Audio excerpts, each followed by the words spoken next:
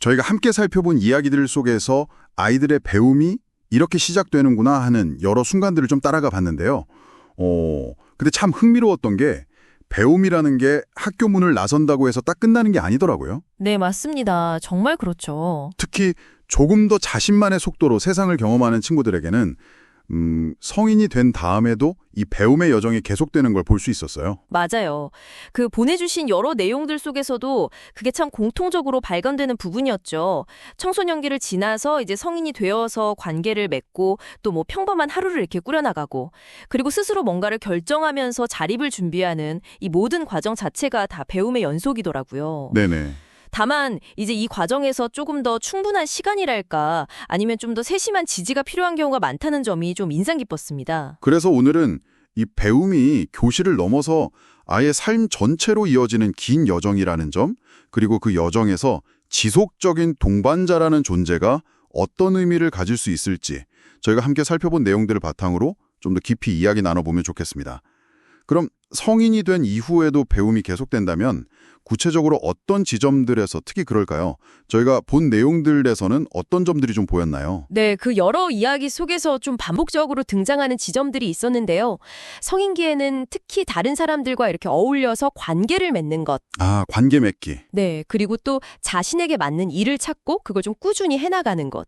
그리고 혼자 힘으로 생활을 꾸려나가는 그런 자립의 과정에서 새로운 배움의 과제들을 만나는 경우가 많았습니다. 그렇군요. 이게 단순히 뭐 지식이나 기술의 문제라기보다는 때로는 그 학창 시절에 겪었던 관계의 어려움이나 어떤 학습 방식의 차이 같은 게 쭉 이어지면서 조금 더 복합적인 상황에 놓이기도 하고요.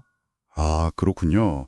단순히 뭘 몰라서 배운다기보다는 경험해보지 못했거나 좀 익숙해질 시간이 더 필요한 영역들, 그런 게 계속 생겨나는 거네요? 네, 맞습니다.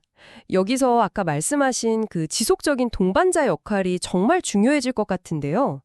그럼 어떤 모습의 동반자가 특히 중요하게 그려졌나요?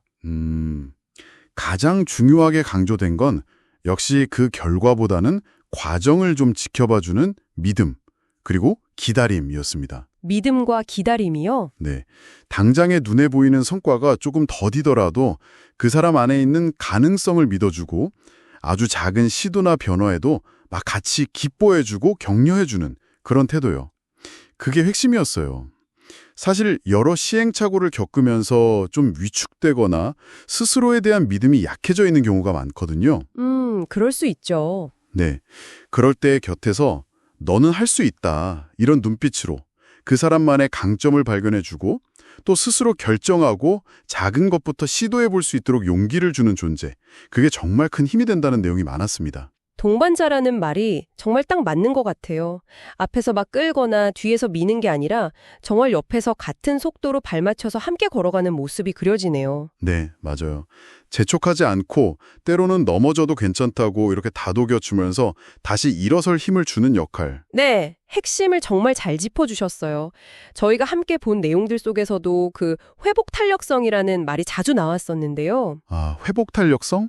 네, 어려움이나 좀 예상치 못한 상황 속에서도 좌절하지 않고 다시 일어서서 나아가는 힘을 말하잖아요. 그렇죠. 근데 이런 회복 탄력성은 무슨 특별한 훈련법이나 뭐 프로그램이 아니라 바로 지금 말씀하신 그런 따뜻한 관심과 지지 속에서 자연스럽게 길러진다고 강조되더라고요. 아, 어떤 정해진 방법보다는요. 네, 어떤 틀보다는 한 사람의 가능성을 그냥 진심으로 믿고 꾸준히 함께하려는 그 마음 자체가 가장 강력한 지지 기반이 되는 거죠. 결과적으로 그런 꾸준한 믿음과 지지가 있을 때 뭐 시간이 조금 걸리더라도 결국에는 스스로 좀 단단하게 서서 사회의 건강한 일원으로 충분히 살아갈 수 있다.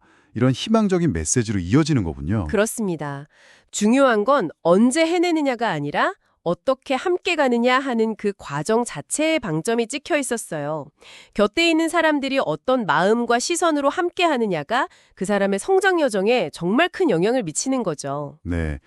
오늘 저희는 배움이 삶이라는 긴 여정 내내 계속되고 특히 각자의 속도로 성장하는 이들에게는 성인이 되어서도 꾸준한 관심과 따뜻한 동행이 필요하다는 점을 여러분과 함께 살펴본 내용을 통해서 다시 한번 확인했습니다. 네, 맞아요.